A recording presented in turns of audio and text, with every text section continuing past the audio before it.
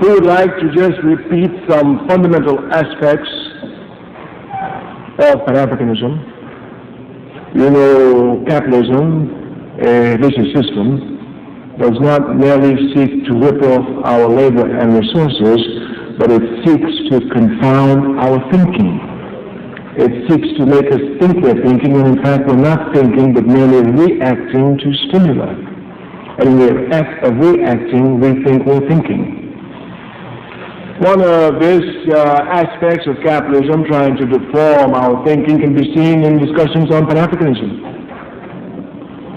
Some people see Pan-Africanism as an anti-colonial movement and see this as the fundamental basis of Pan-Africanism. Pan-Africanism, of course, is anti-colonial, there's no question here, but one would not be understanding the evolution of human history, and certainly not the march of Africa, if one were to think,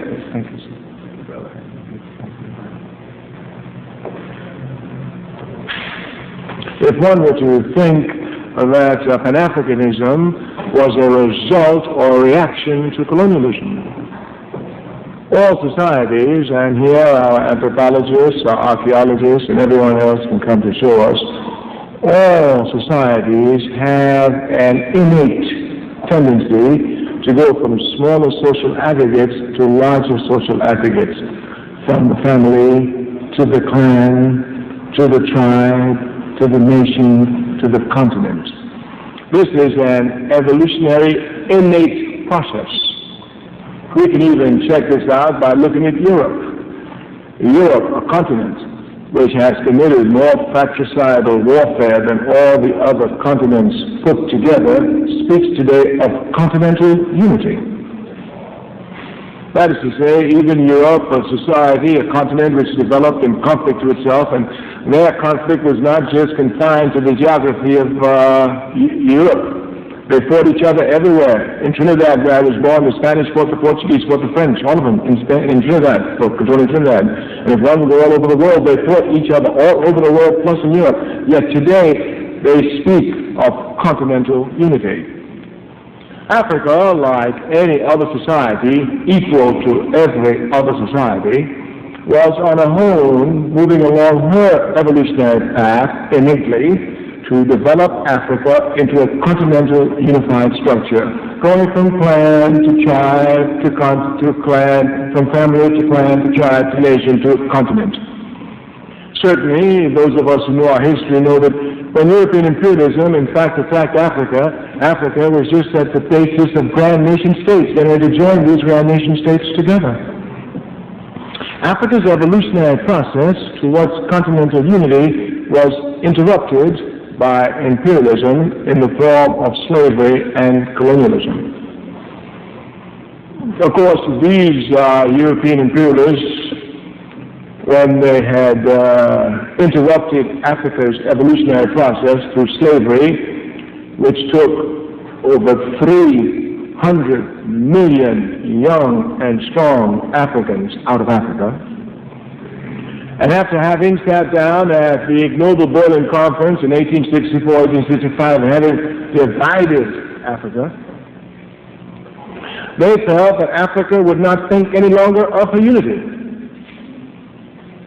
Melvin Herskovits, a European scholar, writing in a book entitled The Myth of the Negro Past, clearly demonstrated through scientific proofs in multi-disciplines that when African culture is put under pressure, it becomes its most resistant.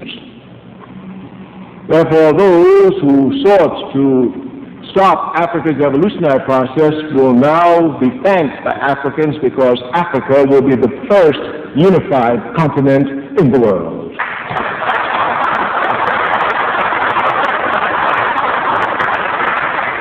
This clearly is not rhetoric, but scientific reality. We shall proceed to prove it. But we must say one thing in passing, of course. Since Africa's innate evolutionary process towards continental unity was interrupted by imperialism in the form of slavery and colonialism, the only, underline the word only way Africa can now arrive at continental unity is through revolution. This then must be understood. This choice of evolution has been historically determined and thrust upon us. As European imperialism left us alone, we would have continued along our innate path and already had arrived at a continental Africa. But because imperialism interrupted the evolutionary process, the only way we can arrive today at continental unity is through a revolutionary process. This revolutionary process must be the antithesis of that which invaded Africa, imperialism, which is capitalism. Therefore, the only economic system for a unified Africa must be socialism. We have said that Africa will be the first unified continent of the world. This is a fact. Not to waste time, since that is not the debate, that's not the topic that we should discuss this evening, we will just give two examples in the cultural and in the political arena. If anyone looks at Africa today, indeed of Africans, and to look at us since the independence struggle, since the 60s, including the movement in the United States, which was just part and parcel of that struggle, if we were to look very carefully at those Africans who are now in positions of political responsibility, we will see that in the majority of our nations throughout Africa, throughout the Caribbean, it is nothing other than the scum of our race who are in positions of political power today. They are nothing but puppets.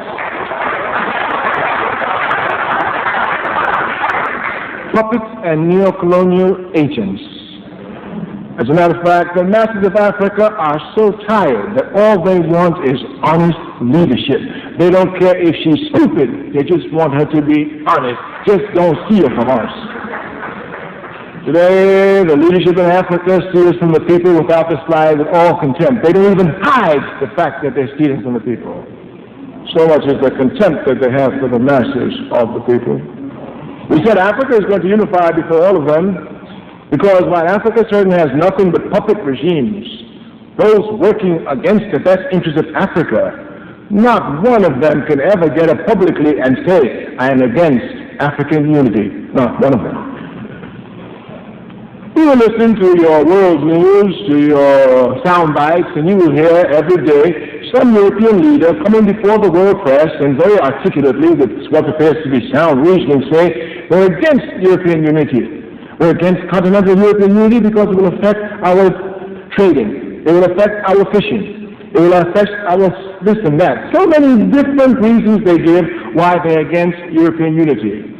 No African leader, not he who is actively paid by the CIA to keep Africa divided, can come before the African masses and in any way, means or manner try to pretend that they can give any rational judgment for anything other than the unity of Africa.